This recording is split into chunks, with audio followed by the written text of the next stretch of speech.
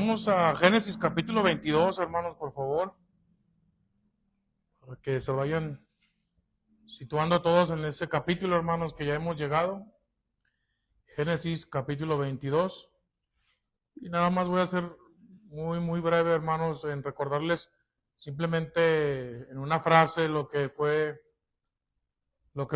nuestro estudio anterior, en el capítulo 21 del Génesis, donde vimos, hermanos, esta enseñanza que yo titulé El hijo heredero llega y el esclavo queda fuera, hablando de Isaac, el hijo de la promesa, y hablando de Ismael, el padre o patriarca de los árabes, que también es hijo de Abraham, nacido con la esclava Agar, y donde prácticamente, hermanos, yo quería llevarlos a que identificaran a los que son del antiguo pacto, que es temporal, que es el de la esclava, que son los nacidos según la carne, que son por decirlo así, hermanos, el Israel genético, el Israel sanguíneo, descendientes físicos de Abraham, los cuales Pablo clasifica como los nacidos según la carne, a semejanza de Ismael, que es como fuera del propósito eterno de Dios.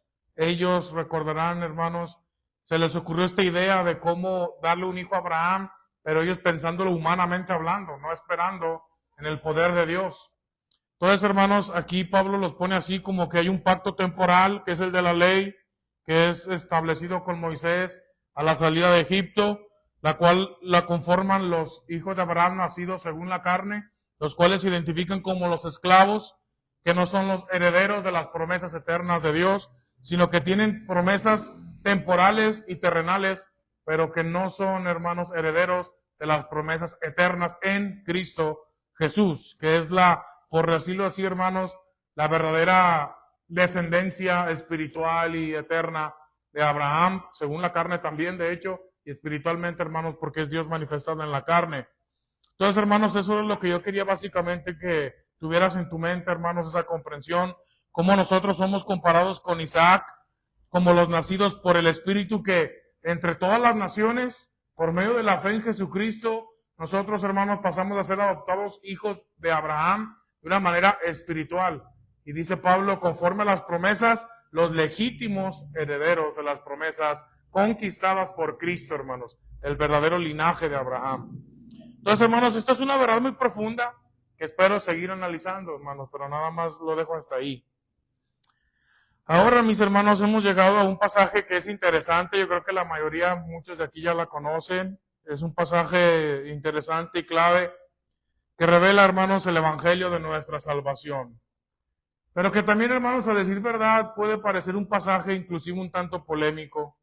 ¿Por qué, hermanos? Porque los que ya lo han leído saben que hay una petición de parte de Dios hacia el patriarca Abraham. Y es algo, hermanos, que incluso en programas de filosofía, programas de pensamiento, obviamente, que tienen conocimiento de este pasaje, muchas veces traen a colación este tema de que no les cabe en la cabeza cómo es posible que Dios le pida a un padre de familia sacrificar, matar a su propio hijo. Por eso, hermanos, es que es un relato que puede parecer un tanto polémico para algunos que lo leen, digamos, hermanos, sin los lentes o sin ¿cómo se puede decir, hermanos? Sin la revelación de lo que Dios revelaba en esta petición que le hacía al patriarca. Hermanos, yo sé que es algo que puede haber pasado en algún momento por tu cabeza, de cómo es posible que Dios le haya pedido al patriarca, un padre de familia, matar a su propio hijo. Pero, hermanos, como espero que veamos durante este transcurso de sermón o de enseñanza, podamos entender, hermanos, que esta narrativa, esto que sucedió aquí, fue algo, hermanos, preparado por Dios para anunciar de manera, digamos, misteriosa el evangelio o la buena noticia que hasta el día de hoy la iglesia cree y predica, hermanos. Entonces, hermanos, pues vamos a hacer una oración. Padre eterno celestial, te agradezco, Señor, por la dicha otra vez, Padre, que me das de estar aquí delante de tu iglesia, delante de mis hermanos que han sido comprados a precio de sangre de tu amado Hijo Jesús. Te rogamos, Padre, que nos des un buen tiempo, Señor, que puedas usar, Padre, mis palabras, Señor, para poder edificar, construir la fe de mis hermanos, para que puedan gozarse junto conmigo y disfrutar de esta exposición de tus bellas palabras que nos han dado vida eterna. Te pido, Señor, que tu Espíritu Santo nos haga anhelar estas preciosas verdades que nos han sido reveladas por gracia, por medio de tu Santo Espíritu, porque nosotros podemos contemplar la riqueza de tu bondad y de tus misericordias y de tu amor en medio de este relato que para muchos puede ser un tanto polémico o hasta de una forma escandaloso. Pero no así para nosotros, Señor. Y por eso te pido, Padre, que pueda ser tu nombre glorificado, tu evangelio exaltado para tu gloria con esta predicación, Señor, de esta noche. Te lo pido, Padre, en nombre poderoso de nuestro Salvador Jesucristo. Amén. Bueno, hermano, vamos a leer, yo creo que sí, de una sola tirada, todo el capítulo 22, que son 24 versos. Y voy a comenzar, hermanos. Dice: y aconteció después de estas cosas que tentó Dios a Abraham y le dijo Abraham, y él respondió: heme aquí. Y dijo: toma ahora tu hijo, tu único, Isaac, a quien amas, y vete a tierra de Moriah, y ofrécelo allí en holocausto sobre uno de los montes que yo te diré. Y Abraham se levantó muy de mañana, y enalbardó su asno, lo preparó, y tomó consigo 2 mozos suyos, y a Isaac su hijo, y cortó leña para el holocausto, y levantóse, y fue al lugar que Dios le dijo. Al tercer día alzó Abraham sus ojos, y vio el lugar de lejos. Entonces dijo Abraham a sus mozos: esperaos aquí con el asno, y yo y el muchacho iremos hasta allí, y adoraremos, y volveremos a ustedes. Y tomó Abraham la leña del holocausto, y púsola sobre Isaac su hijo. Y él tomó en su mano el fuego y el cuchillo, y fueron ambos juntos. Entonces habló Isaac a Abraham su padre, y dijo: Padre mío. Y él respondió: heme aquí, mi hijo. Y él dijo: he aquí el fuego y la leña, mas ¿dónde está el cordero para el holocausto? Y respondió Abraham: Dios se proveerá de cordero para el holocausto, hijo mío. E iban juntos, y como llegaron al lugar que Dios le había dicho, edificó allí Abraham un altar, y compuso la leña, y ató a Isaac su hijo, y púsole en el altar sobre la leña. Y extendió Abraham su mano, y tomó el cuchillo para degollar a su hijo. Entonces el ángel de Jehová le dio voces del cielo, y dijo: Abraham, Abraham. Y él respondió: heme aquí. Y dijo: no extiendas tu mano sobre el muchacho, ni le hagas nada, que ya conozco que temes a Dios, pues que no me rehusaste tu hijo, tu único. Entonces alzó Abraham sus ojos y miró, y he aquí un carnero a sus espaldas, trabado en un zarzal por sus cuernos.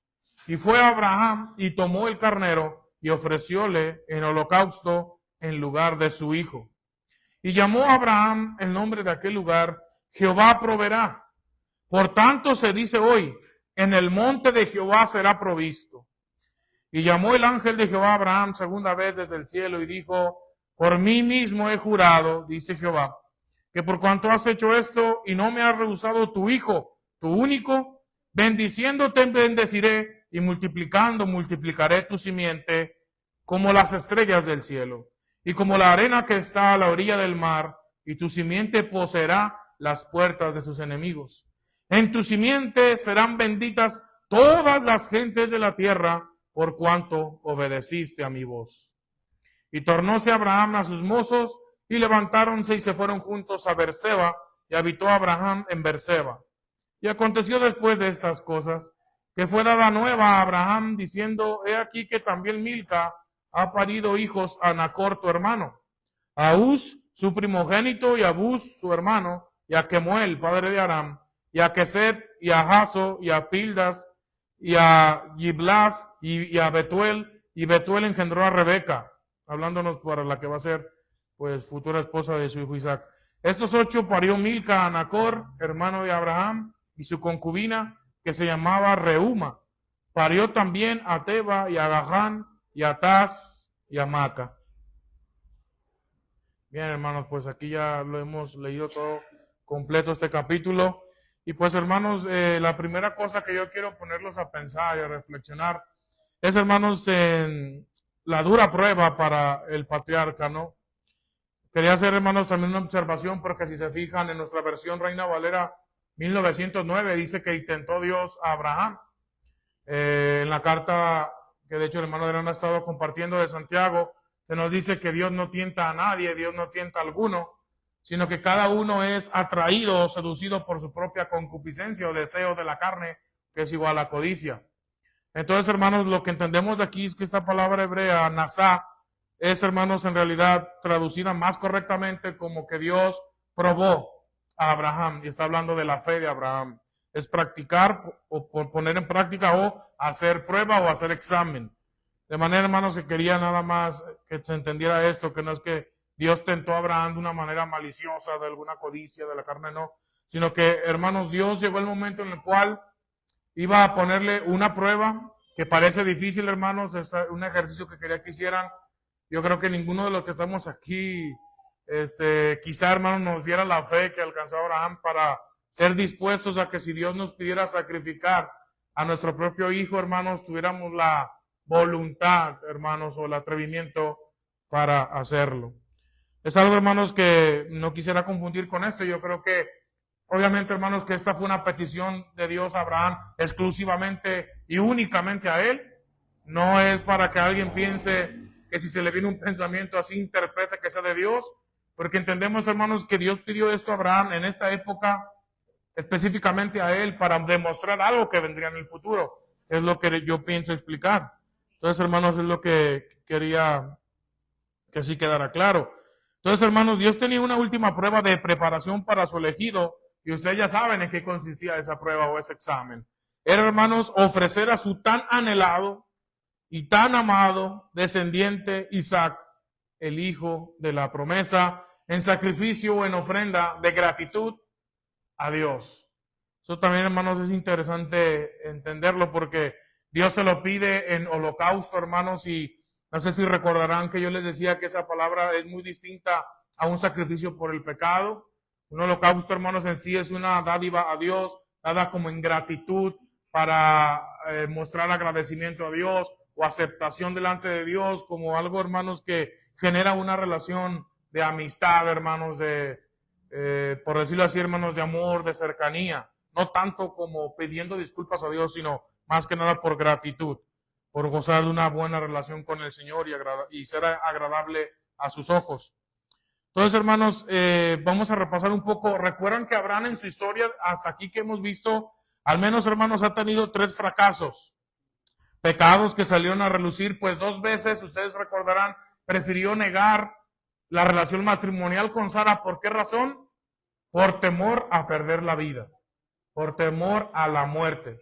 Y una vez, hermanos, pecó cuando en vez, hermanos, de esperar a que Dios definiera cómo era que él iba a hacerle, hermanos, a nacer un hijo por el cual vendría una simiente numerosa. Recordarás cuál fue el pecado de Sara, que también se le cuenta a Abraham por seguir su mentalidad o su forma de pensar. Fue que Sara, hermanos, pensó, bueno, si Dios te prometió a ti el hijo, quizá no me está considerando a mí. Y ella pensó en, puedes tener un hijo si yo te entrego a mi esclava, la egipcia. Y ahí vemos, hermanos, un pensamiento humano que no iba acorde a la voluntad eterna de Dios. Y por él, hermanos, escuchar la voz de su mujer, él, hermanos, cayó en transgresión, no confiando, hermanos, o pensando, ¿se acuerdan que les decía? Como si ellos hubieran pensado, Dios me dio esta promesa, pero no veo cómo se cumpla. A lo mejor yo puedo cumplir la promesa que solo Dios puede cumplir. O sea, cayeron, hermanos, por decirlo así, en una irracionalidad, aunque entiendo, hermanos, que también había falta de información, porque Dios no les dijo cómo o en qué momento iba a ocurrir esto, hermanos. Ellos simplemente desesperaron y dijeron, a lo mejor a esto se refiere, vamos a intentarlo. Y vemos, hermanos, que no resultó, sino que, hermanos, hasta se puede tomar como una falta de fe, una falta de paciencia, porque no esperaron en el tiempo del Señor. Entonces, hermanos, de aquí yo quería destacar esto, hermanos. Todo aquel que cree en Jesucristo, hermanos, tiene que entender que la Biblia nos describe como Abraham, como un niño, hermanos, que acaba de nacer y que, por decirlo así, va a empezar, hermanos, a gatear y luego, hermanos, para caminar y correr va a sufrir varias caídas en su proceso, hasta que, por decirlo, hermanos, así se logre graduar y ya pueda, hermanos, correr sin trompicarse, sin caídas en su caminar en Cristo. Vemos, hermanos, exactamente lo mismo en Abraham, que fracasó 3 veces cuando su fe fue probada, hermanos, pero luego el Señor, hermanos, llegó con las circunstancias, hermanos, con el tiempo, con su relación con Dios. No sé, hermanos, qué más puedo yo pensar en esto.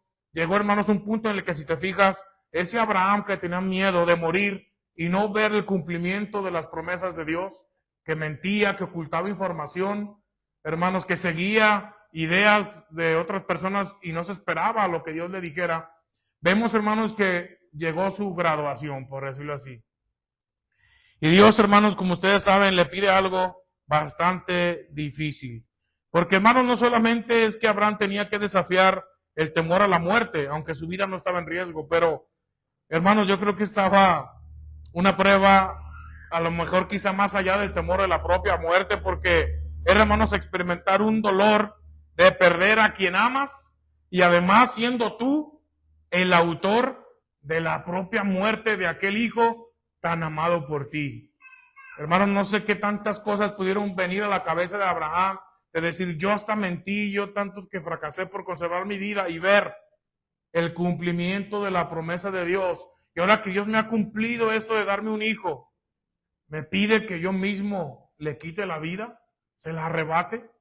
Sí, imagínate, hermanos, es un gran reto. Sin embargo, vemos cómo la fe, hermanos, hasta aquí de Abraham, que antes fue débil y trajo bastantes o al menos 3 tropiezos, Dios le guardó y le cumplió la promesa, aún así, independientemente de su desobediencia, hermanos, y tropiezo. ¿Por qué, hermanos? Porque Dios cumple sus promesas indistintamente de la conducta de los elegidos. ¿Por qué? Porque, hermanos, las promesas que Dios da, Él las cumple y no depende de lo que haga aquellas personas a las cuales Él les ha hecho la promesa. Sin embargo, lo que sí puedo ver aquí, hermanos, es que no es el propósito de Dios nada más dar promesas y cumplirlas y que tu fe nunca sea perfeccionada. Por eso el título, hermanos, de este sermón vino a mi mente y es, hermanos, una fe perfeccionada, entendiéndose que es madurada, hermanos, por el mismo Señor en tu travesía de fe en este mundo. Porque sí, hermanos, yo pudiera decir, hermanos, que Dios cumple sus promesas y es una realidad, independientemente de mi obediencia o mi desobediencia, y es una realidad. Porque Dios no depende, hermanos, de lo que Él piensa hacer, de lo que yo vaya a hacer. Porque si no, hermanos, tendríamos un Dios que no es todopoderoso, sino que depende de la elección o de la desobediencia, de las decisiones de sus criaturas, hermanos, y esto no se corresponde a las de Dios.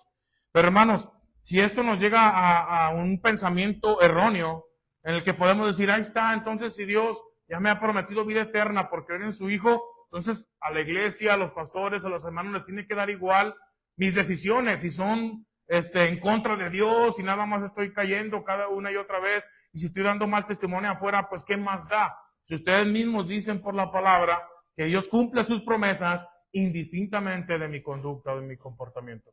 Pero, hermanos, algo que no debemos olvidar, aunque esto es cierto, también es cierto, hermanos, si lo vemos por la historia de Abraham, y es lo que quiero que se queden ustedes, es que, hermanos, la fe de los elegidos tiene que llegar, hermanos, digamos, a un periodo de graduación, donde finalmente esa fe que antes flaqueó, fracasó, tuvo caídas, finalmente, hermanos, llega a una obediencia profunda y radical, hermanos, a la cual llegó la fe del patriarca Abraham. Cuando dice el ángel, hermanos, da testimonio, ahora conozco que temes a Dios, porque no me rehusaste a tu hijo, a tu único, hermanos. Fíjate, ahí vemos, digamos, por decir, hermanos, la consagración, o como digo yo, la graduación de este hombre de fe, de Abraham, que llegó, hermanos, después de caminar con el Señor, posiblemente, hermanos, más de 40 años.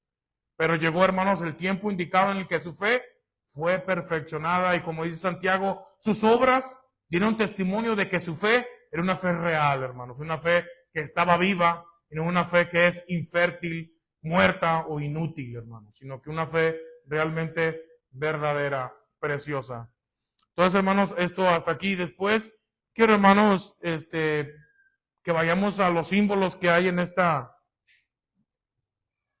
narrativa, hermanos, símbolos del Evangelio. y quiero que los vayamos detectando, hermanos. Tengo algunos sitios de referencia, pero, hermanos, Isaac, por ejemplo, Gálatas 4:28 al 31, nomás lo doy por referencia, hermanos, yo creo que algunos de ustedes ya la conocen. Nada más la cito, hermanos, porque Pablo dice, a nosotros nos asemeja con Isaac. El versículo 28 de Gálatas 4 dice, así que, hermanos, nosotros como Isaac somos hijos de la promesa. O sea, que Isaac en esta narrativa, hermanos, es figura nuestra. Es decir, que Isaac representa a toda la iglesia de Jesucristo, los herederos de Dios que heredan la vida eterna, los que tienen el privilegio de ser hechos hijos de Dios por la voluntad poderosa de Dios y no por la voluntad de los hombres, hermanos. Eso es lo que nos revela la Escritura aquí en el apóstol Pablo. Y esto se corresponde, hermanos, con lo que el apóstol Juan, en el Evangelio de Juan, capítulo 1, versículo 12 y 13, también nos enseñan esta grande verdad en Isaac, como el Hijo no según la carne, sino el Hijo nacido por el poder de Dios, por el poder del Espíritu Santo. San Juan 1:12 por eso dice, mas a todos los que le recibieron, hablando de Jesús, dióles potestad, o el privilegio, diría yo, de ser hechos hijos de Dios a los que creen en su nombre.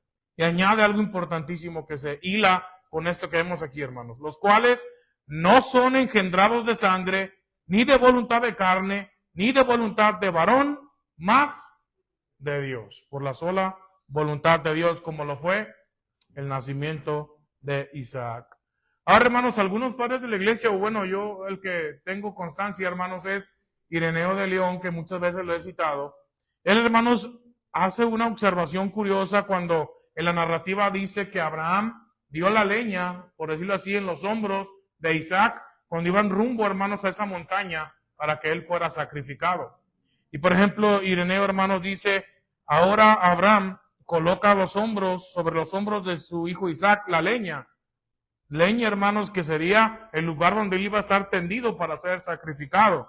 Y dice, así ahora a semejanza de Isaac, Jesús cargando la cruz de madera, es, hermanos, digamos, una figura de lo que haría Cristo, así como Isaac cargó la leña, hermanos, donde sería sacrificado por su padre Abraham. Ahora esto se corresponde a Jesús cargando la cruz de madera, donde sería muerto, hermanos, por los pecados del mundo.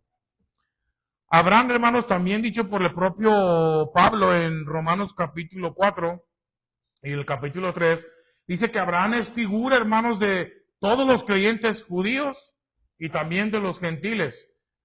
¿Cómo lo dice él? Dice, porque hubo una etapa en la cual Abraham siguió a Dios por fe y estaba en la incircuncisión de su carne. Dice, eso representa a los creyentes gentiles de las naciones. Y hubo otra época en la cual Abraham caminó siendo circuncidado, que representa a los creyentes del pueblo, hermanos, de Israel, genéticamente hablando. Entonces, hermanos, ¿por qué digo esto? Bueno, porque llegó, hermanos, a mi mente que en esta narrativa, si te fijas, Abraham iba a ser aquel, hermanos, que iba a arrebatarle la vida al hijo de la promesa, que es Isaac. Y entonces, hermanos, si Abraham es, por decirlo así, hermanos, figura de los judíos y gentiles a la vez, es por causa nuestra, hermanos, que el Hijo de Dios, o sea, Jesús, el hijo de Abraham, según la carne, el propio Jesús, había de ser muerto. O sea, por causa de tanto judíos como de gentiles, figura en Abraham.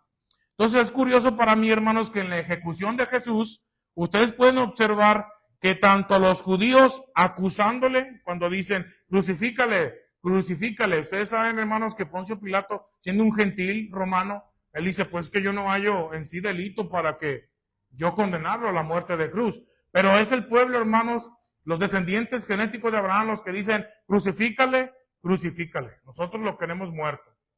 Y sin embargo, hermanos, vemos cómo la autoridad romana, que son los gentiles, tienen participación en la muerte del Mesías, porque es él el que dice, está bien, pues háganle caso a la voz del pueblo, hagan lo que ellos quieren y solicitan. Entonces tenemos una participación, hermanos, tanto de judíos como de gentiles en la ejecución de Jesucristo. Figura, hermanos, en Abraham, que lo representaba a ambos en su incircuncisión y en su periodo de circuncisión. Pero ahora, hermanos, el punto más curioso para mí el cual quisiera, hermanos, que reflexionaras porque para mí es maravilloso. Es el punto, hermanos, del Cordero. Si te fijas, hermanos, en la escena del capítulo 22, no aparece físicamente en el relato ningún cordero.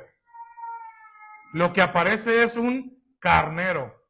Y que la diferencia, hermanos, investigando yo, es que un cordero es un macho de las ovejas que aún no ha alcanzado su máximo desarrollo de madurez, porque cuando son maduros, hermanos, las ovejas macho, empiezan a salirle los cuernos con los cuales se defienden. Y un cordero, hermanos, no tiene cuernos, porque está en esa etapa de transición apenas de llegar a la adultez. Entonces, hermanos, esta es la diferencia entre que un cordero no aparece, sino que lo que hace aparecer Dios es un carnero. Entonces, ¿qué es lo que para mí, hermanos, es interesante? Es que, hermanos, aunque físicamente no aparece el cordero, sí aparece, hermanos, en el diálogo que tiene Isaac con su padre Abraham. Si te fijas, hermanos, comienza Isaac hablando cuando dice, Padre, pues llevamos la leña y llevamos el cuchillo y el fuego, pero el cordero, él es el que lo menciona, pero el cordero, ¿dónde está? O sea, porque él pensando, esa es la víctima, pero no sé dónde está. ¿Y cuál es la respuesta, hermanos, de Abraham cuando le dice, hijo mío, Jehová se proveerá de cordero? También él dice, hermanos, de cordero, no de un carnero. Entonces, hermanos, esto para mí es algo muy, muy importante porque en lugar de un cordero aparece un carnero, un oveja macho, hermanos, como ya les dije, ya con cuernos, ya a una etapa de madurez absoluta. Entonces, hermanos, ¿qué es lo que puede comunicar la Biblia aquí con esto? ¿Por qué, hermanos, si Isaac está pensando en un cordero y Abraham está pensando también en un cordero, que él dice, Jehová se proveerá de cordero?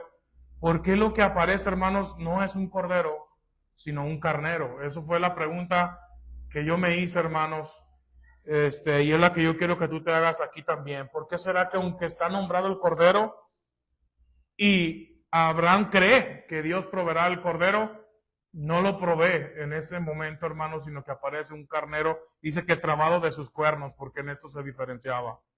Entonces, hermanos, yo el punto que quiero llegar es que, hermanos, cuando Dios, hermanos, no manifiesta al cordero, hermanos, sino que manifiesta a un carnero, hermanos, de alguna manera nos ayuda a comprender que el cordero que sería provisto por Dios aún no sería revelado en ese tiempo, hermanos, sino que de manera provisional otra víctima sería sacrificada para salvar o guardar la vida del hijo de la promesa.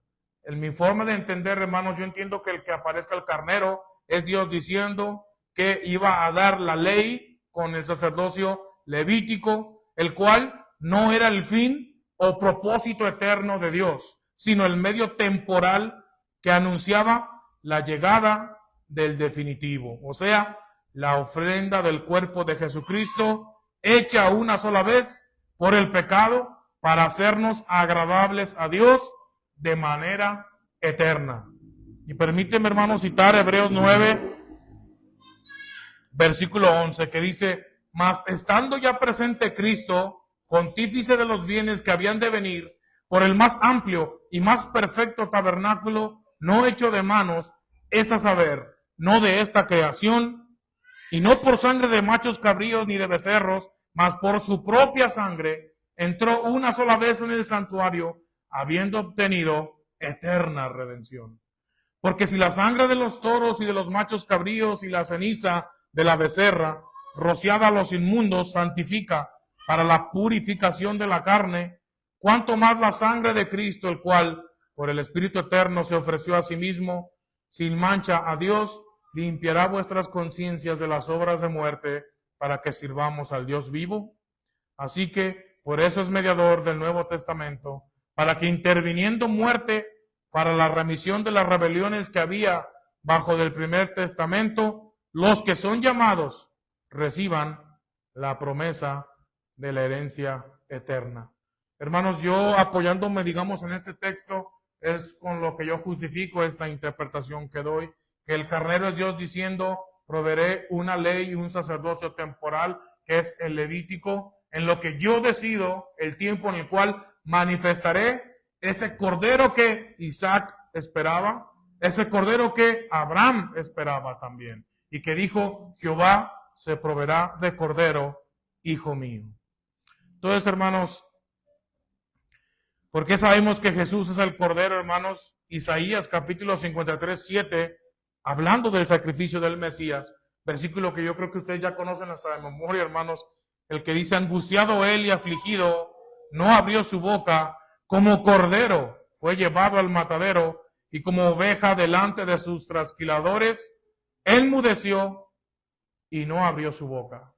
Hermanos, la misma Biblia se va relacionando, hermanos, hasta este fin último, y es que si Isaac pensaba en un cordero, y si Abraham pensaba en un cordero, hermanos, Dios revelaba que en ese momento no iba a hacer su aparición. Pero después, hermanos, con el correr de los años y a través de los profetas de Dios, en especial de Isaías, él, hermanos, identificaba al cordero que prometía desde el Génesis la Biblia como con un hijo de David, que es, hermanos, Jesucristo, que es nacido según la carne, hermanos, de Judá, de la tribu de Judá, del linaje de David. Entonces, hermanos, finalmente cierro toda esta conexión divina de la revelación de Dios con el Evangelio de San Juan, capítulo 1, versículo 29. Cuando el mayor de todos los profetas, hermanos, finalmente dice, el cordero del cual hablaron Isaac y del cual esperaba Abraham, finalmente Dios lo ha manifestado al mundo. Evangelio de San Juan, capítulo 1, 29, hermanos, nos relata las palabras del mayor de los profetas, que es Juan el Bautista, que dice, el siguiente día ve Juan a Jesús que venía a él y dice, he aquí el Cordero de Dios que quita el pecado del mundo. Hermanos, yo aquí cierro esta conexión, hermanos, de manera armoniosa, bíblicamente hablando, donde, hermanos, ese Cordero que esperaba Isaac, que no vio en su época, ese Cordero el cual creía Abraham que vendría, diciendo, Jehová Jireh, o que es, hermanos, Jehová proveerá Cordero para el holocausto, hijo mío. Hermanos, finalmente, en la época de Juan el Bautista, se presentó. Ese Cordero, hermanos, por el cual preguntó Isaac que dónde estaba, ese Cordero que Abraham creía que Dios proveería, finalmente había aparecido, hermano. Y nosotros ahora hemos creído en él. Y así, por creer en él, seremos librados de la muerte y del juicio, porque el Cordero de Dios ha llevado nuestros pecados en su cuerpo, hermanos. Gloria sea al Señor. Y los ha borrado para siempre. Aprovecho este momento para hacer el llamado, ya que, amigos, ustedes que pueden llegar a ver esta predicación, les he predicado a Cristo, el Cordero de Dios, que fue muerto por nuestros pecados para librarnos del poder del pecado, de Satanás, de la muerte y del fuego del infierno. Pues a semejanza del carnero que sustituyó a Isaac para que éste no muriera, así también ahora Jesús, como Cordero provisto por Dios, ha sufrido la cruz para que creyendo en él podamos ser salvos, librados de la condenación venidera. No por nuestras buenas obras, no es por el poder humano, no es por el autosacrificio, porque tú decidas herirte a ti mismo para purgar tus pecados. No, no es así. Tienes que confiar en la palabra del Señor, como Isaac esperaba que un cordero fuera el que fuera sacrificado, y como Abraham que esperaba que Dios se proveyera de un cordero, que después Juan el Bautista declara, será el que quita el pecado del mundo. De ese cordero es el que nosotros estamos hablando. Es Jesús, el Hijo de Dios, que hace más de 2000 años dio la vida en la cruz por ti y por mí. Y por eso, amigo, te hacemos el llamado para que no confíes en ti mismo, no confíes en tu propia forma de pensar, de alcanzar justicia, sino que tengas claro que el propósito de Dios para rescatar y perdonar al pecador es el sacrificio del Cordero de Dios que quita el pecado del mundo. Es la provisión de Dios que Dios ha hecho en nuestro favor. Es Jesús. Hermanos, tengo una última doctrina que se deriva, hermanos, también de este pasaje, que es la de la resurrección de los muertos. Hermanos, Hebreos capítulo 11, versículos 17 y 19 nos hacen pensar esto, porque se los voy a leer. Hebreos capítulo 11, versículos 17 al 19. Dice, por fe ofreció Abraham a Isaac cuando fue probado, y ofrecía al unigénito, el que había recibido las promesas. Habiéndole sido dicho, en Isaac te será llamada simiente, pensando que aún de los muertos es Dios poderoso para levantar, de donde también le volvió a recibir por figura. Fíjate, hermanos, lo que nos dice aquí el apóstol Pablo en Hebreos capítulo 11 en esta sección, nos lleva a pensar en la resurrección de los muertos. Porque dice, hermanos, Pablo dice, ponte en el lugar de Abraham. Abraham sabía y estaba consciente que Dios le había hecho promesas que se cumplirían en el hijo de la promesa, en Isaac. Entonces, hermanos, cuando Dios le dice, ¿sabes qué? Sacrifícame, entrégame la vida de tu hijo. Es Pablo diciendo, Abraham sabía que Dios había prometido engrandecer su linaje.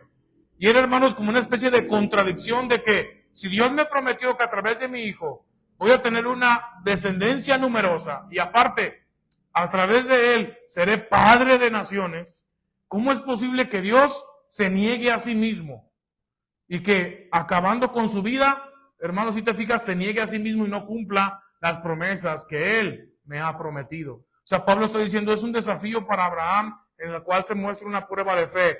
Y el hecho de que Abraham obedeciera así, hermanos, tan determinante y que no pusiera peros, dice Pablo, la razón por la cual lo hizo así es porque él sabía que Dios era capaz de aún devolverle la vida a su hijo, aunque él lo sacrificara. Porque él creía que Dios era poderoso para levantar a los muertos. Esa es la razón y la revelación que la palabra de Dios, hermanos, nos proporciona aún de este pasaje. No solamente el sacrificio de Jesús, que es agradable al Padre, por el cual somos aceptos delante de Él, sino también, hermanos, la resurrección de los muertos. Porque, por decirlo así, Isaac regresó vivo, hermanos, de un lugar donde él, por decirlo así, tenía que haber muerto, hermanos. Un lugar de sacrificio. Y cuando él bajó con vida y llegó con los jóvenes siervos de Abraham con vida, hermanos, es una forma, hermanos, dice Pablo, de entender que Dios anunciaba que la salvación vendría por el sacrificio de un descendiente de Abraham y por la resurrección de ese mismo descendiente de Abraham. Entonces, hermanos, esto se ha cumplido ¿en quién? En nuestro Señor Jesucristo. Hay una información adicional, hermanos, digamos como extra, hermanos, que se me hizo muy interesante. Y es que, hermanos, algunos, mayormente entre los judíos, que atacan a la iglesia y a los predicadores, hermanos, por ejemplo, como ahorita yo del Evangelio, y nos acusan, hermanos, de torcer las escrituras o de incrustar ideas que no están en el texto. Pero porque nosotros predicamos, ¿verdad? Ya con la revelación que tenemos del Evangelio de nuestro Señor Jesucristo, y vamos a las escrituras y vemos ahí el Evangelio, hermanos. Ellos, hermanos, de alguna manera nos acusan de tener una especie de sesgo, o es decir, es que ustedes como ya tienen una fe, pues ustedes leen cualquier cosa y ya quieren introducir ahí ideas al texto aunque no estén allí. Pero ¿por qué digo esto, hermanos? Porque, fíjense, les quiero comentar, hermanos, aunque sea de manera resumida, yo, hermanos, pues me gusta investigar, hermanos, y hay un hombre, hermanos, que es argentino, que tiene ascendencia judía, que él, hermano, fue por muchos años, hoy ya está jubilado, se llama Adolfo Reutemann. Y él, hermanos, estuvo muchos años encargado de museos, y más que nada de los rollos del Mar Muerto, donde son copias, hermanos, de profeta Isaías, de muchas escrituras del Antiguo Testamento, que, pues, no sé exactamente, hermanos, hace 100 años, 80 años, apenas se descubrieron, hermanos, en una cueva. Entonces, hermanos, él era, ¿cómo se puede decir, hermanos? Estudió todos estos rollos, o sea, es un experto en todo esto. Y a lo que voy, hermanos, es que él hablando sobre la resurrección de los muertos, me llamó mucho la atención esto. La Biblia, hermanos, nos dice que el judaísmo estaba dividido casi en dos escuelas de pensamiento más populares, que eran saduceos y fariseos. Los fariseos eran más numerosos porque eran los que se acercaban al pueblo, por decirlo así, hermanos, estaban enseñando al pueblo, y los saduceos no, porque eran la élite política. Entonces, hermanos, a lo que voy es que estas dos escuelas, hermanos, eran contrarias, y sobre todo en una doctrina fundamental para nosotros, que los saduceos no creían en la resurrección de los muertos, los saduceos no creían en la resurrección de los muertos, y los fariseos sí creían en la resurrección de los muertos. Entonces ellos chocaban con esta doctrina. Entonces, hermanos, ¿por qué digo esto? Porque hay unos escritos, hermanos, que se llaman así los escritos de Rabí Eliezer Ben Hircanus, que, hermanos, se dice que recoge ellos le llaman, hermanos, doctrina oral. O sea, que eran enseñadas, transmitidas por generación en generación, de maestro a discípulos. Y que se pusieron, hermanos, por escrito, no antes de Cristo, la verdad sí es mucho después. Se dice que más o menos entre 700 y 800 años después de Cristo, hermanos, se hallaron estos documentos, se pusieron por escrito. Y lo que relatan, hermanos, es una especie de conversación que tuvo Isaac con el padre Abraham referente a este capítulo 22. Y se los quería comentar, hermanos, ahí de forma resumida, hermanos, porque no lo noté todo. Prácticamente se dice que Isaac, cuando sabe que Dios le ha ordenado ofrecerlo a él no pone resistencia y dice: Padre, átame para que yo no me mueva en el sacrificio, porque no quiero deshonrar a mi padre. Entonces, hermanos, Abraham lo ata por eso con la leña, para que él no se quiera resistir al sacrificio. Y parece que Isaac está totalmente de acuerdo y dice: Padre, tienes que hacerlo porque el Padre lo ha requerido así y yo no voy a deshonrarlo. Y entonces, hermanos, el punto es que en esta narrativa se nos dice, hermanos, o da a entender que la espada, así lo ponen ellos, o el cuchillo que tenía Abraham, hermanos, dice: cuando la espada tocó el cuello de Isaac, su alma salió huyendo. Es decir, que ellos dicen que sí murió. Y cuando el santo, bendito sea, dejó oír su voz entre los querubines diciendo: no alargues tu mano sobre el muchacho. O sea que cuando habló Dios, hermanos, y dijo esto, que sí está en la Biblia, dice: el alma volvió a su cuerpo. Entonces lo desató y se puso en pie. Conoció pues Isaac la resurrección de los muertos desde la ley, que todos los muertos habrán de resucitar. Y en aquella hora comenzó a recitar: bendito sea Jehová, que resucita a los muertos, hermanos. Así que solamente quería decir esto, hermanos, por comentario. Aún entre los fariseos, que son judíos, que rechazaron a Jesús como Mesías, tienen maestros, o al menos este registro, hermanos, de este Rabí Eliezer, tienen registros de maestros que vieron en este pasaje una demostración del poder de Dios que da vida a los muertos, hermanos. Simplemente quería hacer ese comentario. Entonces, hermanos míos, pues yo termino con esto. Gócense en el Señor, Dios Todopoderoso, que nos ha salvado por su eterna provisión, hermanos. Porque ya el Cordero de Dios que quita el pecado del mundo fue provisto para nuestro favor, hermanos. En Cristo, en su muerte, en su resurrección. Y hermanos, que la verdad de este evangelio, mi deseo es que llegue a lo más interno de sus corazones. Y esto, hermanos, lo digo de Pablo, aunque no escribí la cita. Pero él dice que el evangelio tiene que llevar a una reflexión profunda que piense así: que si Jesús entregó su vida por ti, entonces tú, hermano, debes consagrar tu vida a Él en esta tierra. Eso es, hermanos, entender profundamente el evangelio. Que si crees que Dios el Padre ha resucitado a su Hijo de entre los muertos, es porque tú has muerto a vivir una vida sin sentido, hermanos, que solo vive para el placer. Ya no más. Si tú crees en la resurrección de Jesús, ahora vives con el propósito eterno y grandioso de ser como tu Señor. Y con esto, hermanos, me despido. Hermanos, Dios me conceda verlos en el camino del Señor. Si Él así quiere, me da vida, y a ustedes también. Dios me conceda verlos, hermanos, en el camino del Señor y levantarse de sus tropiezos hasta graduarse en la fe, como ocurrió con el patriarca Abraham. Que sobreponiéndose a sus temores y a sus inseguridades, hermanos, llegó el momento en que su fe ganó madurez. Y ya perfeccionada esta fe, pasó la prueba con honores, hermanos. Y por decirlo así, hermanos, mi deseo para todos ustedes es que se gradúen en su vida como cristianos. Y que cuando llegue la prueba de su fe, a pesar de sus múltiples fracasos, los venzan, hermanos, y aprueben y se gradúen, poseyendo, todos los que estamos aquí, una fe perfeccionada, hermanos, o madura, altamente desarrollada por la gracia de nuestro Señor. Que Dios les bendiga, hermanos.